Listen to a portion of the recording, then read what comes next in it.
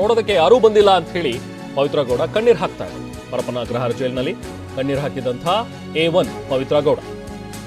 ದರ್ಶನ್ ಭೇಟಿಗೆ ನಿನ್ನೆ ವಿಜಯಲಕ್ಷ್ಮಿ ಬಂದಿದ್ರು. ನೋಡಿ, ಅವ್ರ ಮನೇಲಿ ಎಲ್ಲರೂ ಕೂಡ ಬಂದು ಹೋಗ್ತಾ ಇದ್ದಾರೆ, ಮಗ ಕೂಡ ಬಂದಿದ್ದ. ಆದ್ರೆ ನನಗೆ ನನ್ನ ಕುಟುಂಬದವ್ರು ಯಾರೂ ಬಂದೇ ಇಲ್ಲ ನೋಡೋದಕ್ಕೆ ಅಂತ ಹೇಳಿ ಪವಿತ್ರ ಬೇಸರವನ್ನು ವ್ಯಕ್ತಪಡಿಸಿದ್ರಂತೆ.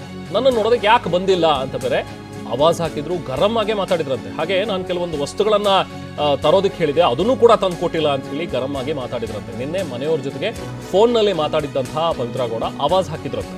ಈ ಬಗ್ಗೆ ಜೈಲಿನ ಸಿಬ್ಬಂದಿ ನೀಡಿರುವಂತಹ ಒಂದಷ್ಟು ಇನ್ಸೈಟ್ಸ್ ಮಾಹಿತಿ ಇದು. ಪವಿತ್ರ ಆವಾಜ್ ಹಾಕಿದ್ದಕ್ಕೇನೆ ಇವತ್ತು ಪೋಷಕರು ಬಂದಿದ್ದಾರೆ ಅಂತ ಹೇಳಿ ಕೂಡ ಹೇಳಲಾಗ್ತಾ ಇದೆ.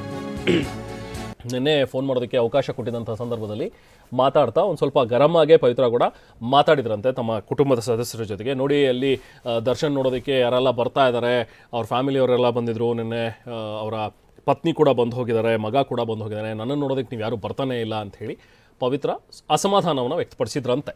ಸೊ ಹಾಗಾಗಿ ಇವತ್ತು ಪವಿತ್ರ ಗೌಡ ಪೋಷಕರು ಪರಪ್ಪನ ಅಗ್ರಹಾರ ಜೈಲಿಗೆ ಬಂದಿದ್ದರು. ಆಕೆ ತಾಯಿ ತಂದೆ ಎಲ್ಲರೂ ಕೂಡ ಬಂದು ಮಾತಾಡಿಸ್ಕೊಂಡು ಹೋಗಿದ್ದಾರೆ.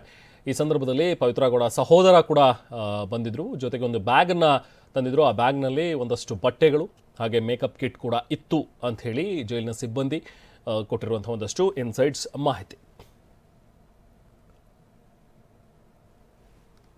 ನೋಡಿ, ಆ ಒಂದು ಬ್ಯಾಗ್, ಬ್ಲ್ಯಾಕ್ ಕಲರ್ ಬ್ಯಾಗ್ ಇದೆಯಲ್ಲ, ಅದನ್ನು ನೋಡ್ತಾ ಇದ್ರಿ. ಅದರಲ್ಲಿ ತೊಗೊಂಡು ಬಂದಿರುವಂಥದ್ದು ಪವಿತ್ರ ಗೌಡ ಸಹೋದರ.